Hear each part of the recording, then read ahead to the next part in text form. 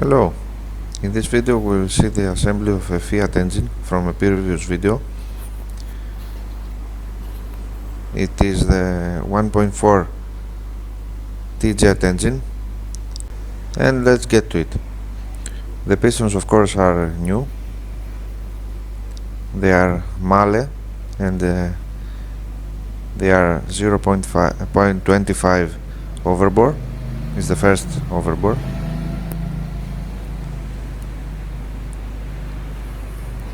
All in line here. These are the connecting rod bearings. They are standard diameter, as you can see, because the crankshaft was in great condition, so it didn't need any machining, just a good cleaning.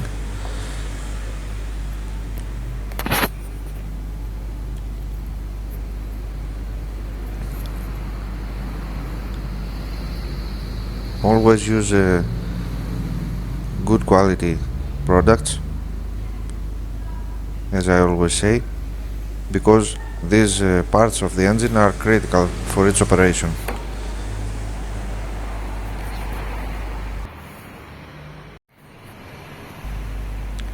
The engine block is of course bored and honed accordingly to the new pistons. As you can see, hopefully you see the crosshatch of the cylinders. This is essential for the oil to cling on the cylinder walls and lubricate the pistons as they travel up and down. And now it's time to check the ring end gap in every cylinder. And because this block is freshly bored, it's not important where in the cylinder you will put the ring to test it, to test the ring gap. Just use the piston like this to square the ring in the cylinder. The ring gap is one of the few things that is so important in an engine build, and there's not a definitive number to it, except of course if you are building an engine for a daily used car where you don't expect any performance from it, just be reliable. But in a performance engine build, it's up to the engine builder to determine the ring gap. And of course different type of engines, like turbo engines or naturally aspirated or dirt bike engines or jet ski engines or etc. The ring gap is different, but it's a subject for another video, so let's stick to the engine build.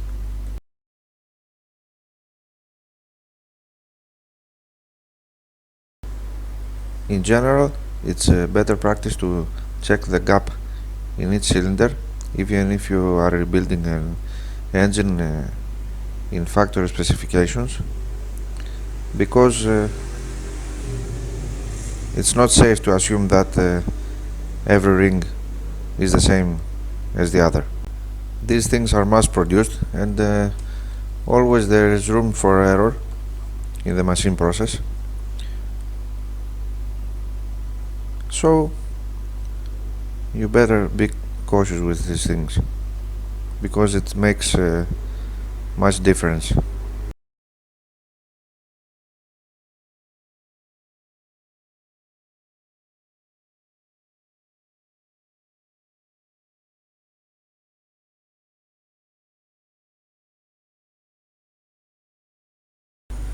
Now it's time for cleaning the parts.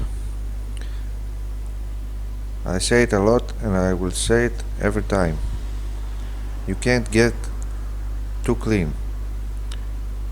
Here you see the rings from its packaging. You see how much dirt they have on them. It's because they are pre-oiled so they don't get rusted. And of course all this oil must be cleaned. Because it's new doesn't mean that they are clean enough to use it as they are. And the best way to clean them is use a brake cleaner on a towel or a tissue, because it leaves no residue and no oil on the surface, and also it dries quickly.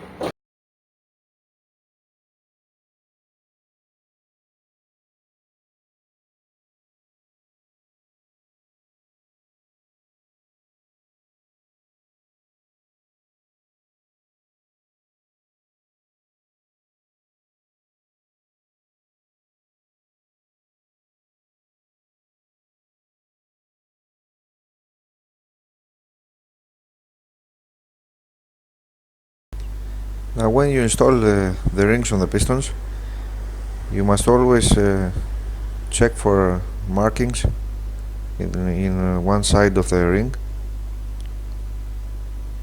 like this, because it means that the inner diameter of the ring is not the same shape upwards and downwards. So if you put it the wrong way, you will have some problems like low compression or excessive oil consumption. If the rings do not have any markings, it means that they can be installed either way. I like to use a filler gauge, as you can see, when I install my piston rings, so that the ring gap, the edge of the ring gap, doesn't hurt the surface of the piston. It's really easy to scratch the piston, but with this trick, it's a lot safer.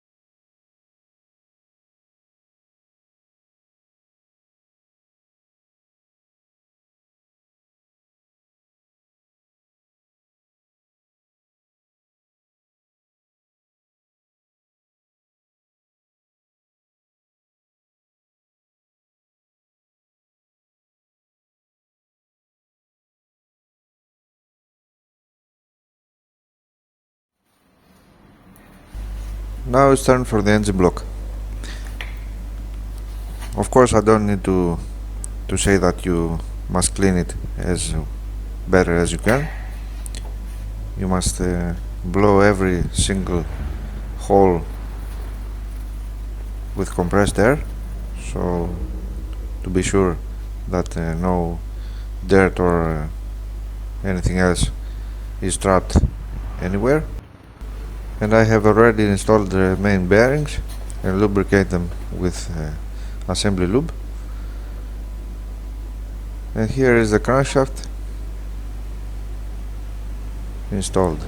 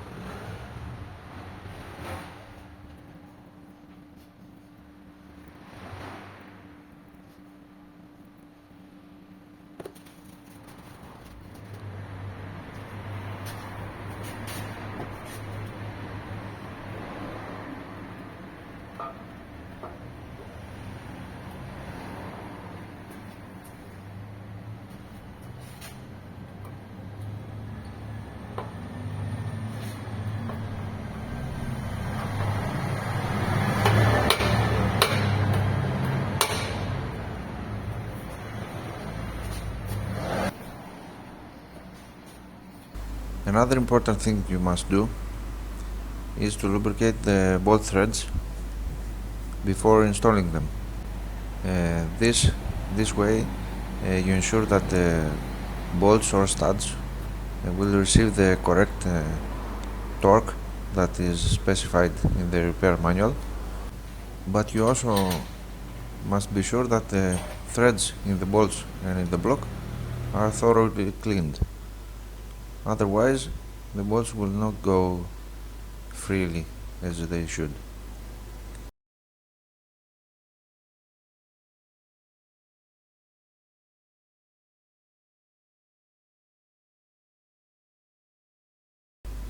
In this block, the center bolts, which are also the crankshaft carrier caps bolts, must be torqued first, and then the perimetrical ones, which are also smaller. Here I lubricate the underside of the bolt's head, so when you torque them, so they don't stick to the aluminium.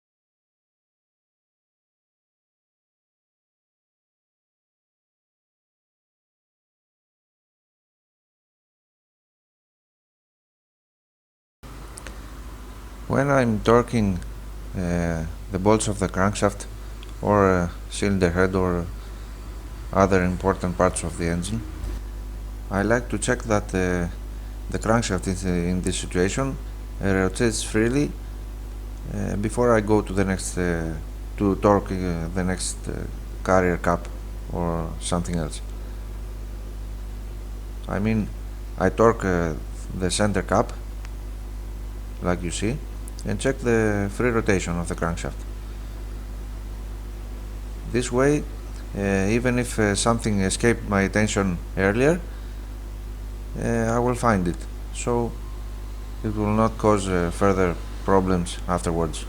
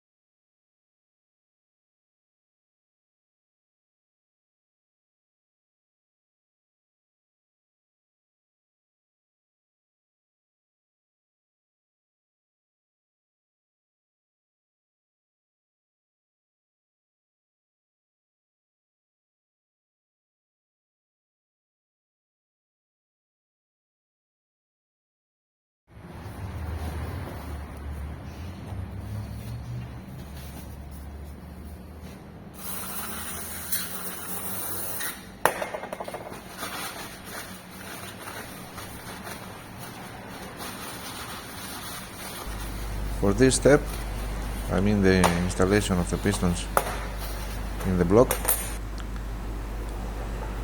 it's most critical that every part is as clean as it gets.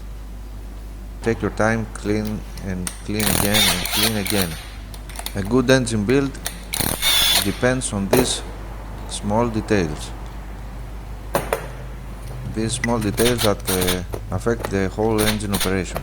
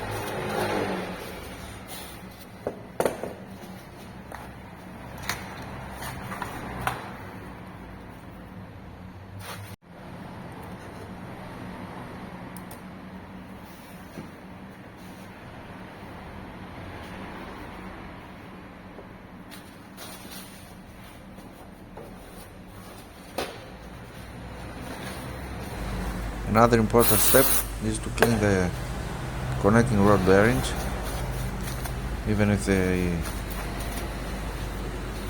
they are brand new in a sealed container, in a sealed package, because, as we said earlier, they are factory lubricated, so they are not clean. Here's the dirt from just one bearing. It's not a good idea to leave it there.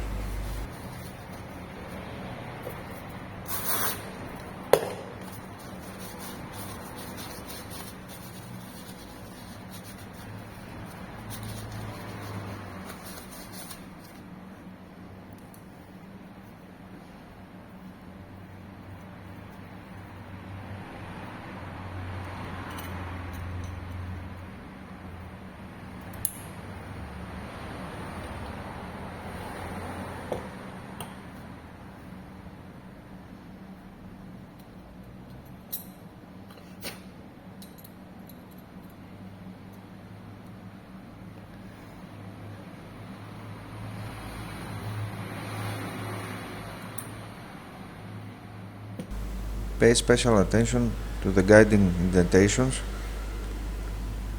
in the cap and the rod body, so they are on the same side, as you can see.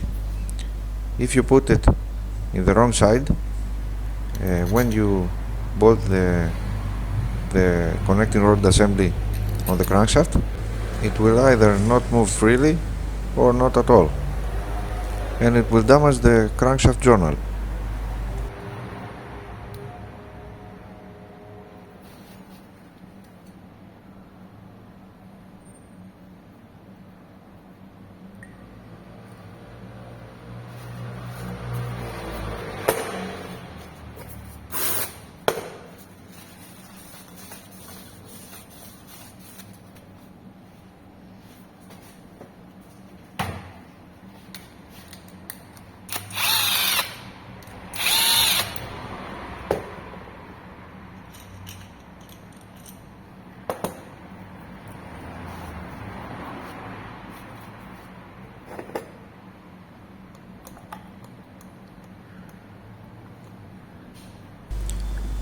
Prior to installing the piston and connecting rod assembly in the block, you must correctly place the gaps of the rings according to manufacturer specifications. I mean the gap between them. Of course, there are schematics on the internet that you can use them as a general rule of thumb if you don't have a specific information for your engine, but the ring gap placement is not of that much importance. I mean, you must get that really wrong. You must put that all in the same side. If you don't do that, slight inclination of the specifications is not of so much importance, because when the engine operates, the piston goes up and down, the rings are rotating in their groove, so they don't stay in the place you put them when you assemble the pistons.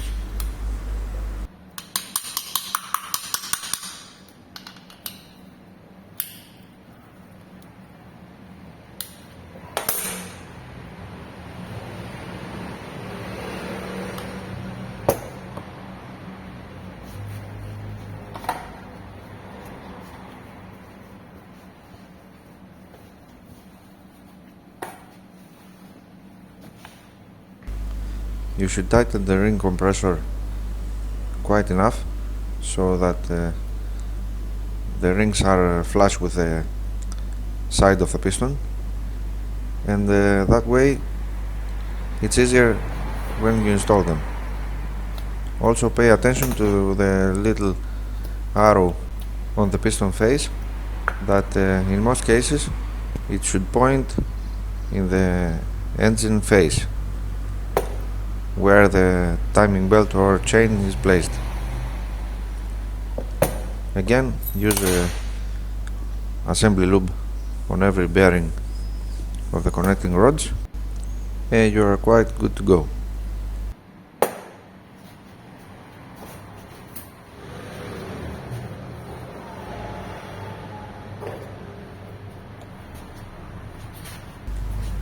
I use fresh engine oil to lubricate the cylinder walls prior to assembling the pistons, and I don't use assembly lube because the assembly lube is quite sticky, and it will not wash away easily from the cylinder walls because they are not press lubricated. So regular engine oil is the best choice for this part of the engine.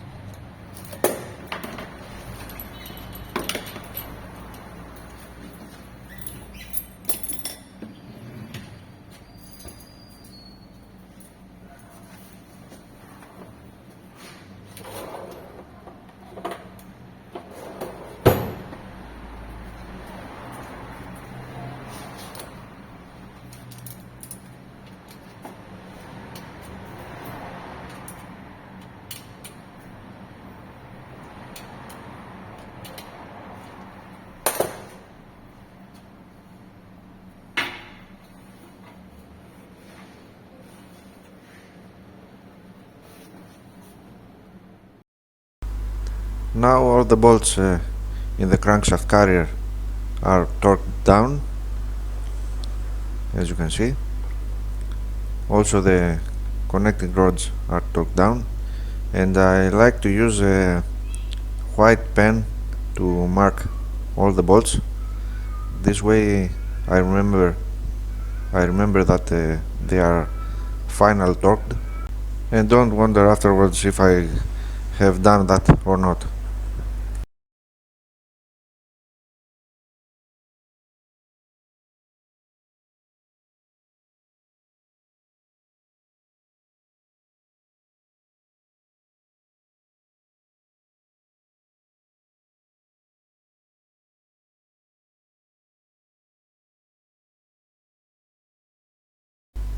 Always give the crankshaft a few rotations and watch for free movement of all the parts. It's also nice to see.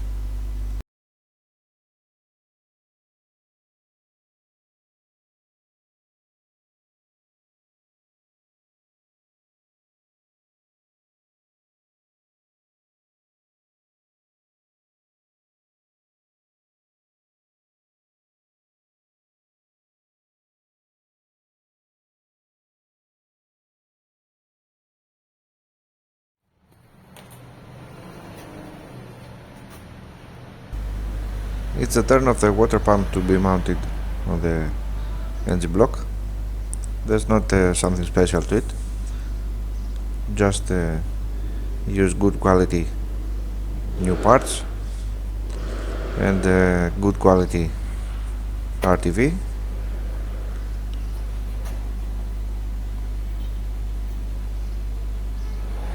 and torque down the bolts according to specifications.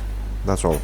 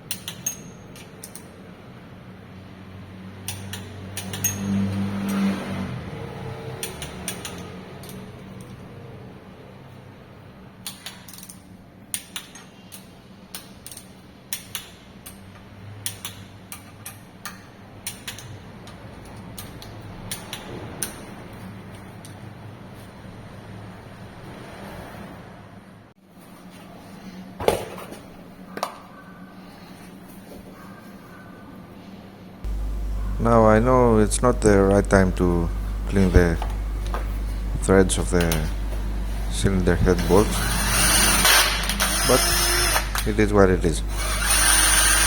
These engines are equipped with bolts that are 9 millimeters in diameter, not 8, not 10. So as you can see, they are quite clean. I must have cleaned it and do not remember it. I don't know.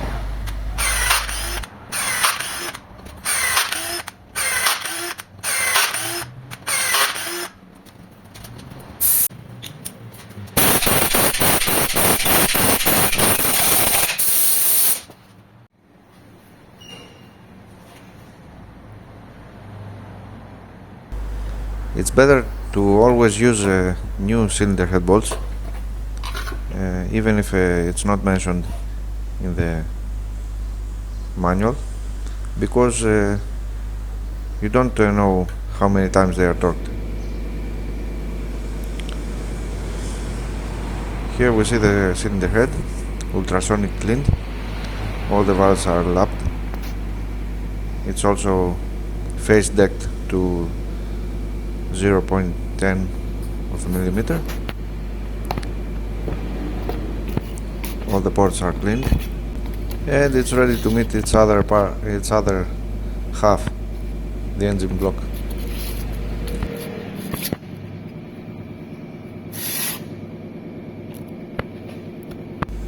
As you can see, ultrasonic cleaning is the best way to clean the cylinder head from the oil sludge. It's thoroughly cleaned. You can't do that just by scrubbing them with some detergent or other chemicals. Just throw it in the machine in ultrasonic cleaner and behold the result.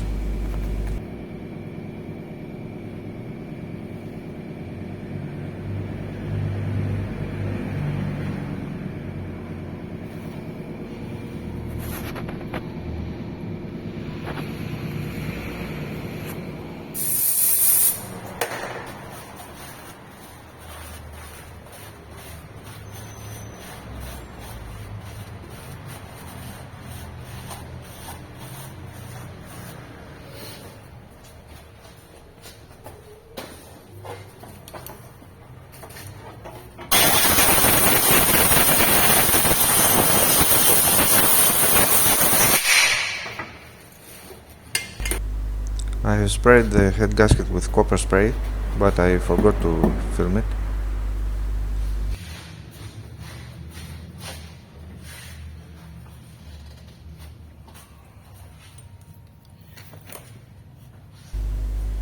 In this particular build, I use extreme grease for the head bolts,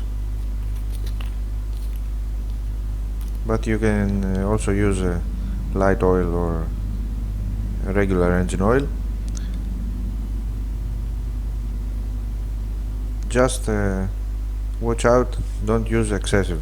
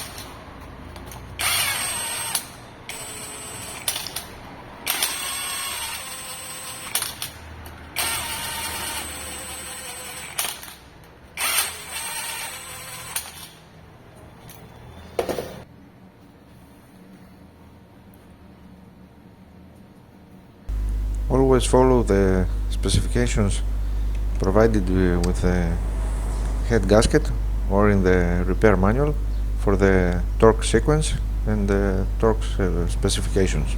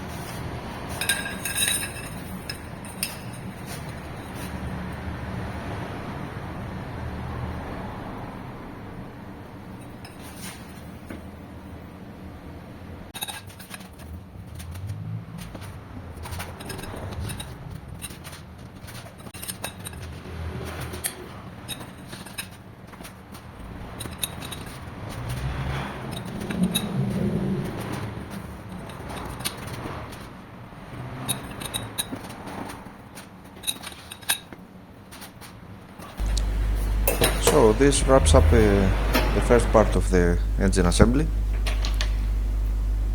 In the second video we will see the peripherals mounted on, the timing of the camshafts and all the other parts. If you liked this video, you know what to do. Thanks for watching and see you in the next video. Goodbye.